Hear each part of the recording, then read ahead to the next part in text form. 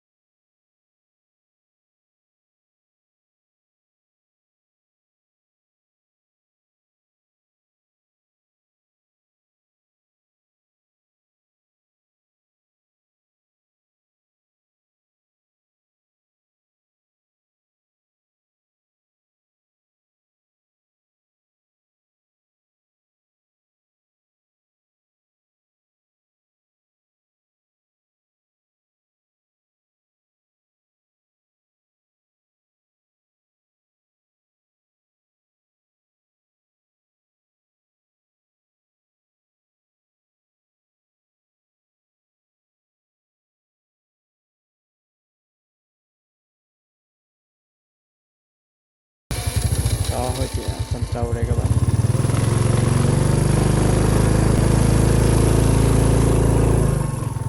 Rất là mình ngày xưa.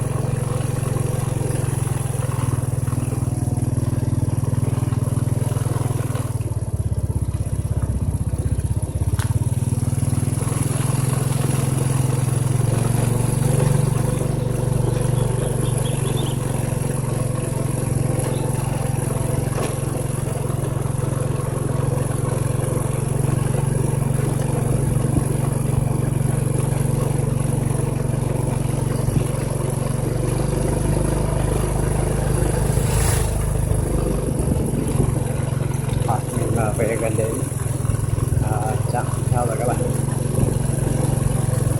và mình sẽ làm trạm này sau một tiếng được. Đây cánh đồng đây đúng rất là tuyệt vời các bạn.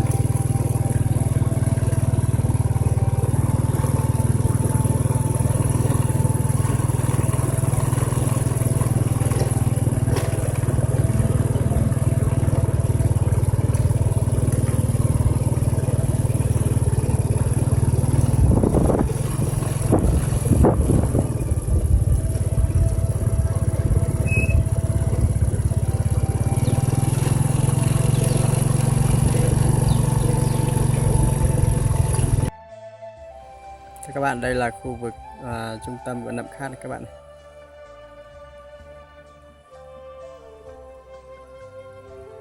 Cánh đồng đây cũng rất là đẹp.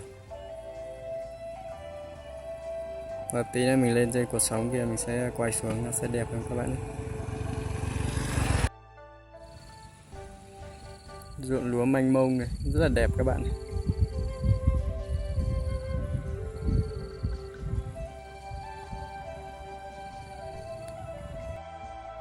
Chào tất cả anh em nhé.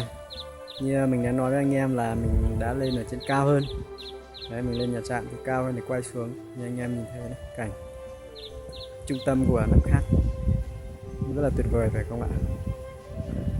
Đấy.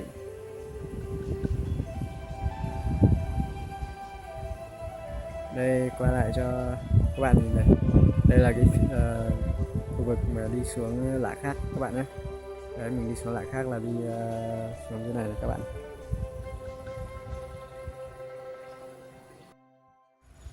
Đây như anh em đang nhìn thấy đây, phía bên này là đây như cái khu trên này này anh em này.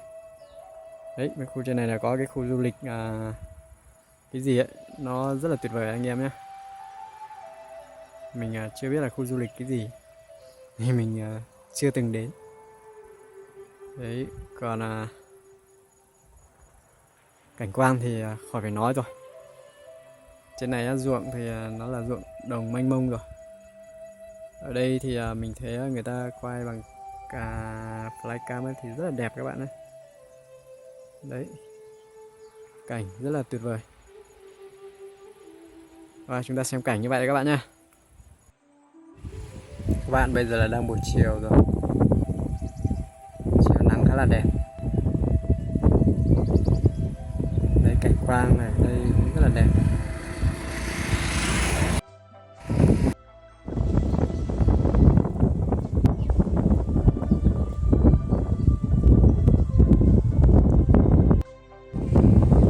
Và chào các bạn nhé, như vậy là em đã rời trung tâm Nậm Khát và về đến đây.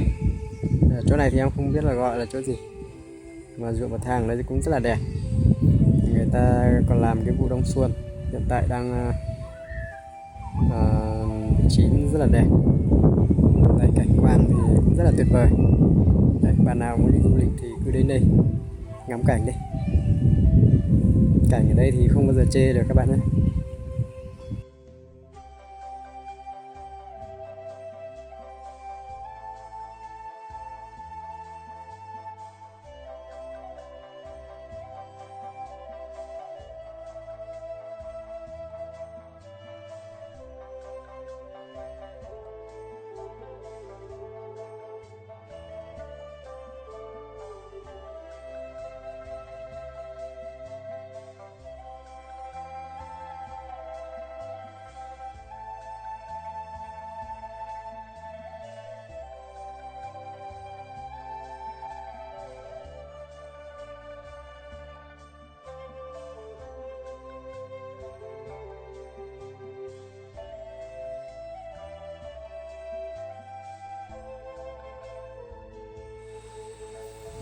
Đây cảnh buổi chiều đây rất là tuyệt vời các bạn này. Đấy ruộng của người dân ở đây đang là vụ đông xuân, đang chín vàng rất là tuyệt vời. Phía xa xa kia là dân làng này.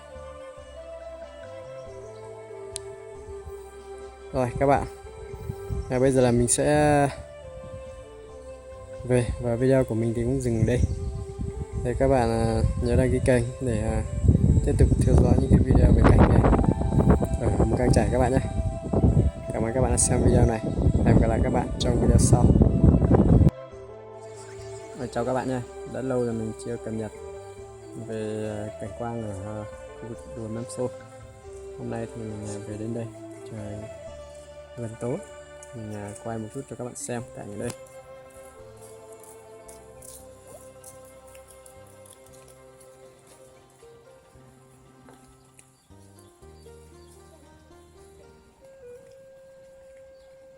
Ở đây thì năm nay thì có vẻ như là người dân người ta bỏ khá là nhiều ruộng, cũng bởi vì do không có nước để làm các bạn ạ.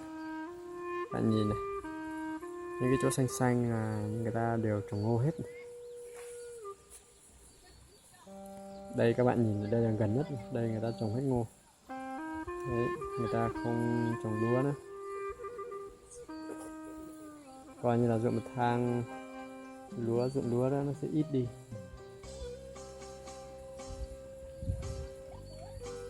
Đây các bạn nhìn xung quanh đây, đây ngày xưa nó cũng là lúa hết, nhưng mà bây giờ thì đây này, đấy bây giờ thì nó thành ngô hết rồi, người ta bỏ đi khá nhiều.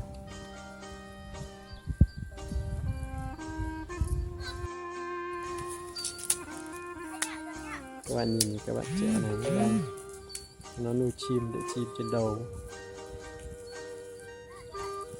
Rồi bây giờ chúng ta sẽ tiếp tục di chuyển lên trên đồi Mâm Xôi, xem Mâm Xôi nó như thế nào các bạn nhé.